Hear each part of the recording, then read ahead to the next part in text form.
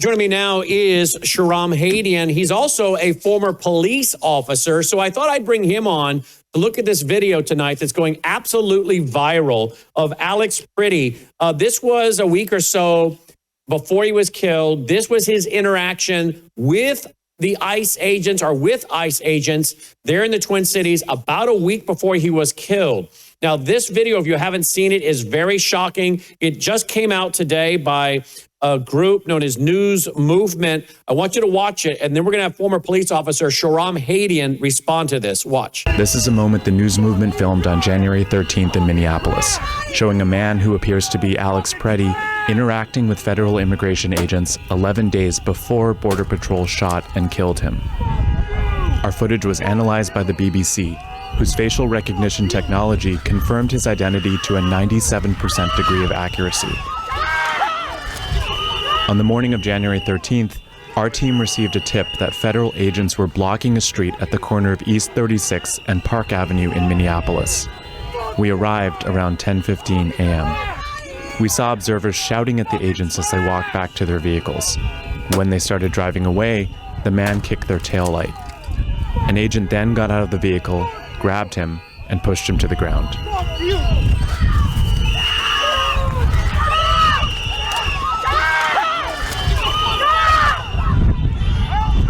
During the altercation, agents fired tear gas and pepper balls into the crowd. They continued to hold the man down before they retreat and he walks away.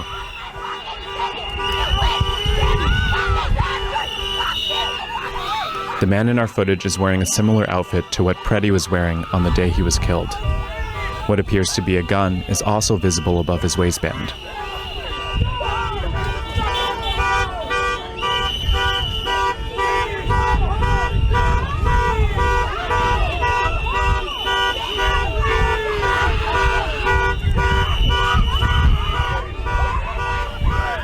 Here, he continues to stand at the scene.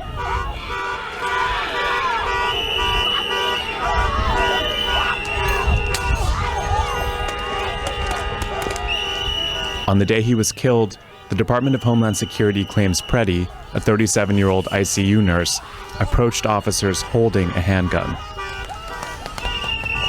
That claim has been contradicted by analysis of bystander videos from multiple news investigations, which concluded that Pretti was holding a phone, not a gun, when he was pinned to the street.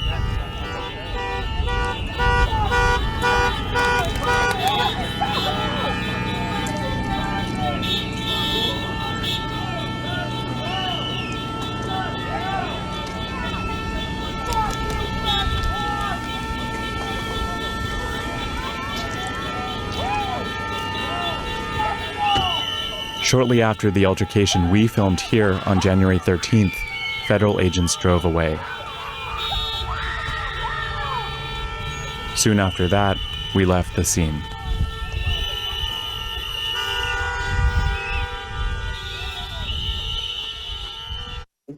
Wow. I cannot believe they did not arrest him. Shahram joins us by phone. Shahram, I sent that to you this afternoon, asked you to watch it. How many times have you seen that? I've watched it now 3 times, twice before, and I was watching it as you were playing it for the audience. What are your thoughts as a former police officer? I can't believe they didn't arrest him. Yeah, there's 2 major mistakes here that I believe were made by these federal agents. One is that he clearly threatened them and destroyed property, government property, a vehicle. That is obviously a crime. And when they took him to the ground, they should have arrested him for that. Why they didn't, you and I talked about this beforehand, Brandon. I can only speculate. This is obviously after the shooting of Renee Good, the woman who drove her vehicle towards an ICE agent. I suspect that maybe there's some tensions in the sense of not wanting to look and be aggressive by arresting him, which was a clear mistake. The second thing, and even more shocking actually, is the fact that when they had him on the ground, you can see clearly that when he comes back up, that he has a firearm tucked back behind his waist. For federal agents to stand there with an individual that has attacked their vehicle, Brandon, that has then wrestled with them and resisted arrest. Because that's what he was doing. He resisted them as they were trying to detain him or perhaps arrest him. And because maybe they didn't want to get into it with the mob that was around, they let him go. He's armed. They know he is armed. What would have stopped him at any point, Brandon, as they disengaged him and they don't have a suspect that is now either handcuffed, detained, or that firearm was taken off of him when they had already gone physical with him? What would have stopped him from pulling that gun out and shooting them? Nothing would have stopped him from pulling that gun out from his behind his waist and shooting them. So there's two major mistakes here, but clearly this shows that they already knew him. By the time they encounter him the next time, whether it was the same agents, whether it was different agents when they encounter him during the shooting, they clearly would have known him, because that incident, Brandon, would have been written up by law enforcement and would have been in their briefing. They would have briefed. They would have had facial recognition of who he was. He was wearing the same outfit. He looked exactly the same the week before. So just from that perspective, that changes the entire dynamic of the engagement to where he was shot. So you would think, because again, I don't know how angry they felt he might have been. I don't know what he was saying to them. I don't know what they said to him. But you would at least think that they would say, look, we're going to let you up. We're letting you up. We're not going to arrest you, but stand still. We need to disarm you as we leave. And that they would have taken the gun out and at least taken the clip out and cleared the chamber, and at least gotten everybody back in the car, and maybe one guy hands it back to him so that, they can drive off, leaving him with an open chamber and clip out. I don't even know if that's would have been, advisable to do, but no. I would have been afraid as a law enforcement guy to turn my back on him at that point. Yeah, absolutely, Brandon. In that situation, they would have been under no obligation to turn his weapon back over to him. He just engaged in assault by assaulting that vehicle and threatening and spitting at officers. So at the very least, they should have taken his weapon when they left. Exactly. At the very least, if they're not going to arrest the individual, you don't let an armed individual that has just fought with you, that has just assaulted a vehicle and spit at an agent or spit at the vehicle. All of that is an act of aggression. All of that is an act of assault or attempt to assault. And so he's damaged a vehicle clearly on video. Now you're wrestling this individual. Now this individual, clearly they would have seen his weapon there.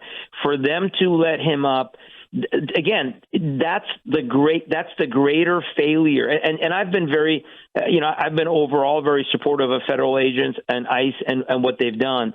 In this case, I would say these agents needed massive training. Either that, or again, there was already tension because this is after the shooting of Renee Good. This is after there's already so much scrutiny on ICE, particularly in Minneapolis. And could that have led to them making those kind of mistakes? That could have. Again, thank God nothing happened to the agents, but could have in that moment turned deadly. Because, again, you clearly see in the video, he's got time to stand up. He's got time to take his jacket off. He's got time to put his jacket back on. They're still getting in the car. And remember, some of these agents, what do they have in their car, in their hands? They had pepper spray in their hands. They had their pepper balls, what looks like a gun that shoots pepper balls. So they didn't have their weapons out. They had less lethal. We call that less lethal in law enforcement to somebody that has lethal in his waistband. It would have taken him all of about a second and a half to reach behind his waistband and shoot 4 or 5 officers before they could have responded. So that is a gross mistake in how they handled that situation.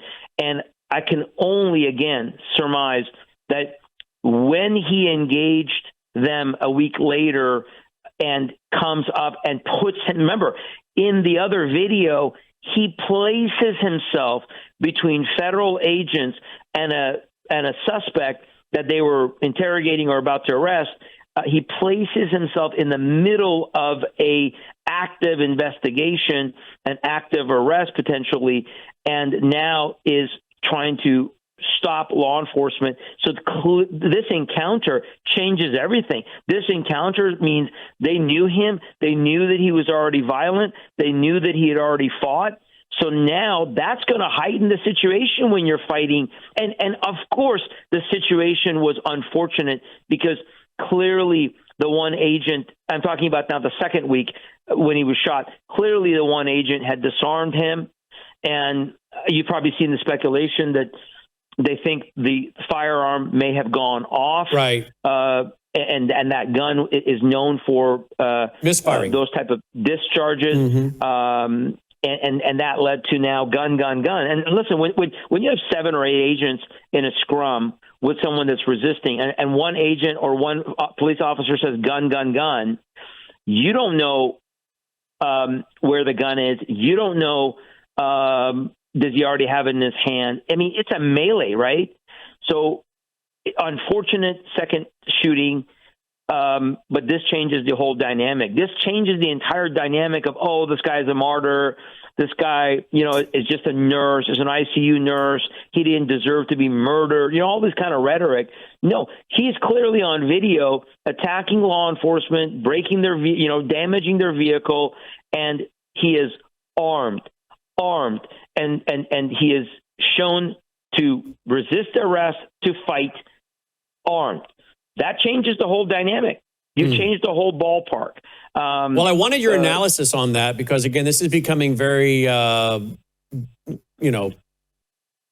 divisive among a lot of people and friends and people that know each other. They're arguing about it, and many of us are saying to our friends who have been very, very distressed about this that we're distressed by it too. We don't want to see a guy shot and killed, but we're agreeing to disagree. We don't all have to agree on the same thing. So we're all trying to be gracious with each other, particularly those of us that work together regularly. But some of our close friends that we're all friends with, they're just livid by this. I mean, they're just livid. And I understand their position on this.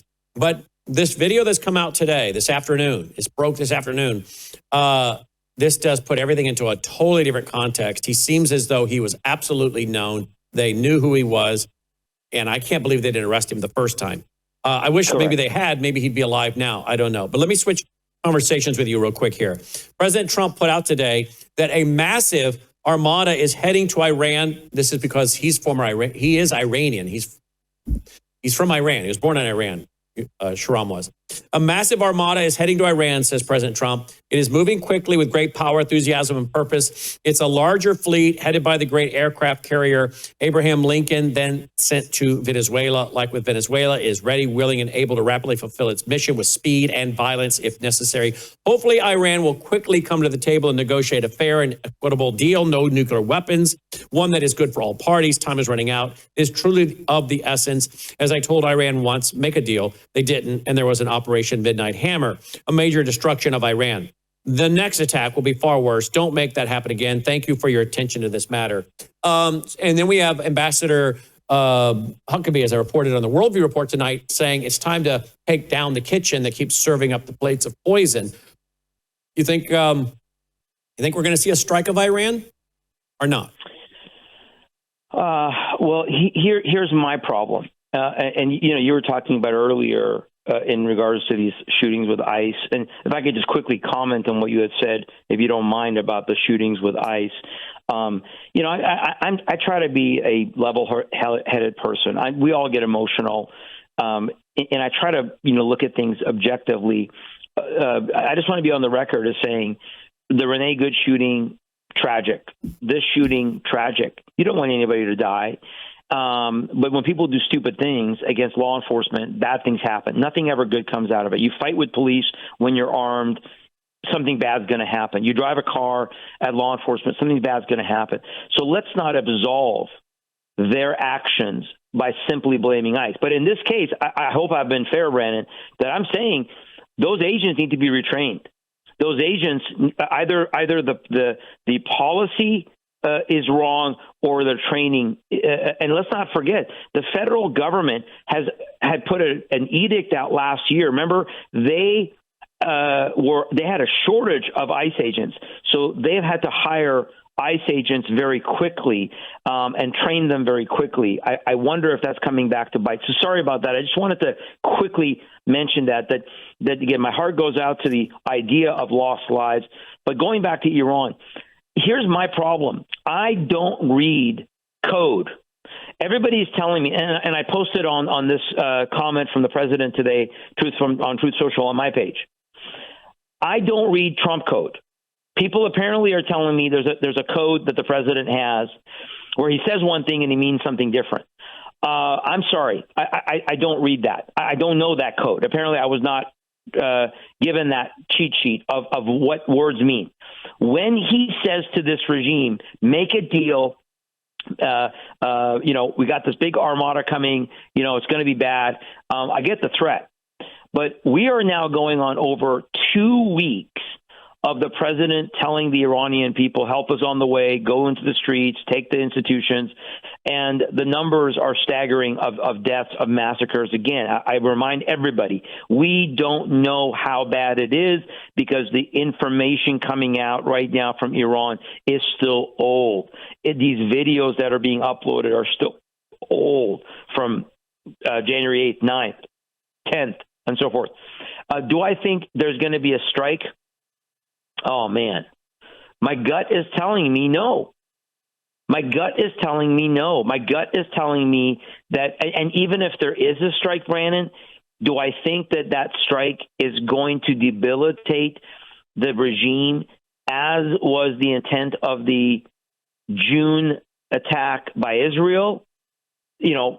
Concentrated, daily, multiple waves, multiple levels, decimating the senior leadership of the IRGC, hitting command and control structures.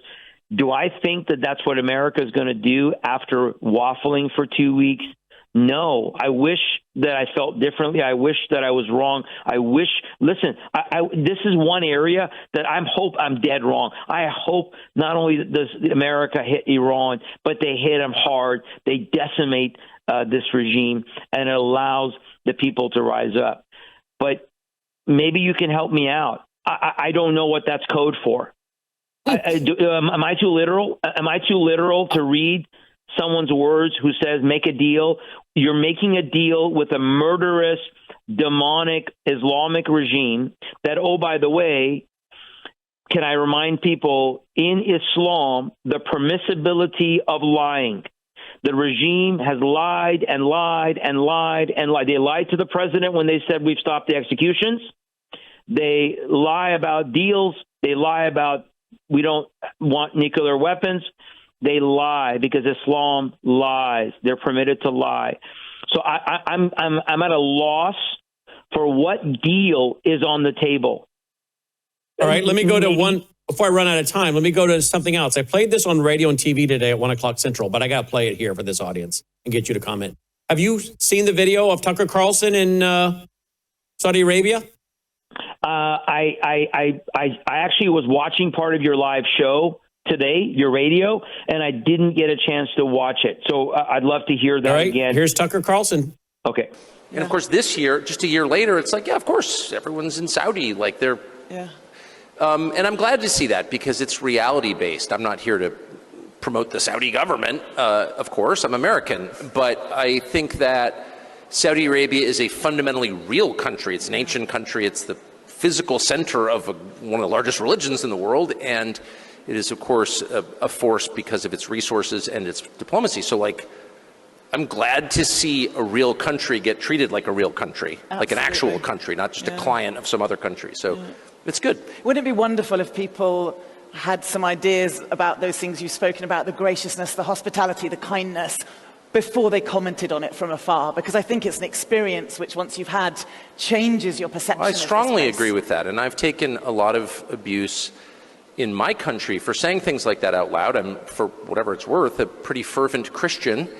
And I feel completely comfortable here in the seat of Islam, not because, right? I mean, Wow, I'm completely comfortable here in the seat of Islam. He's a fervent Christian. I don't know what brand of Christianity he has, but it's not my brand. What do you make of this? Again, he just keeps saying things that just don't seem to correspond with reality or truth, but he keeps saying things.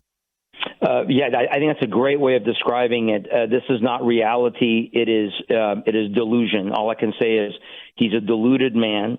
He's being played. Of course, they're going to have, quote, hospitality. We see this all throughout the Islamic world, where they will tell you to your face very nice things and hospitable things, and then behind the scenes, or in Arabic, in English they'll tell you one thing, in Arabic they'll tell you what they really mean. I think that this man is a fool. I think he fits the definition of a biblical fool. He's being played, and he's now a mouthpiece for the Qataris, for the Saudis. I would say this, Brandon, let's look at reality. Reality is that almost 89% of Christians around the world that are being persecuted, that are being tortured, arrested, or jailed, or murdered, are being murdered by the hands of Islam. That's reality. That's fact. When you look at groups like persecutorchristians.org or opendoors.com, they will show you the statistics that of the top 50 countries persecuting, killing Christians, on the top 10, 9 out of them are Islamic nations. So the reality is that where is there a growing church in Saudi Arabia? Where are the synagogues in Saudi Arabia? Can a Christian go to Mecca and enter the Kaaba? Not that I would want to do that, but can a Christian enter Mecca and go into, quote, their holiest place of worship and pray to Jesus Christ? The answer is no, because there's signs that are on the freeway before you get to the Kaaba, before you get to that part of Mecca, that say no, non-Muslims are not welcome and they're not allowed. So all I can say is, this is delusion.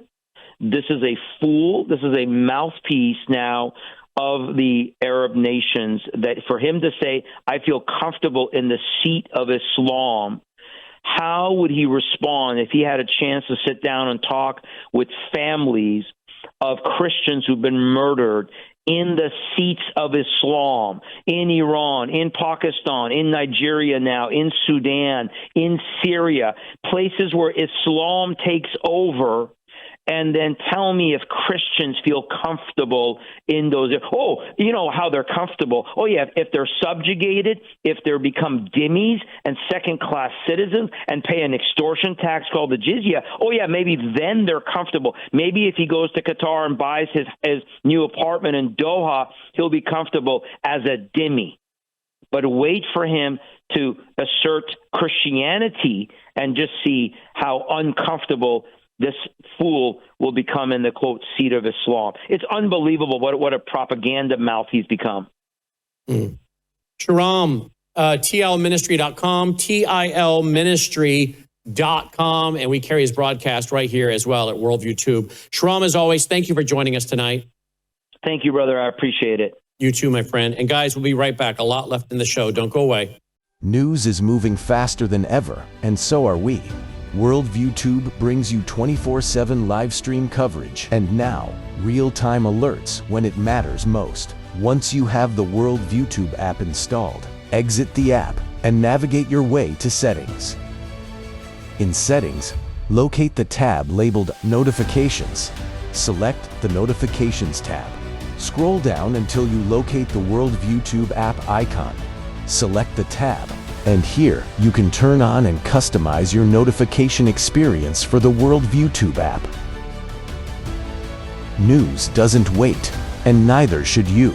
Turn on push notifications to stay informed. Every headline, as it happens,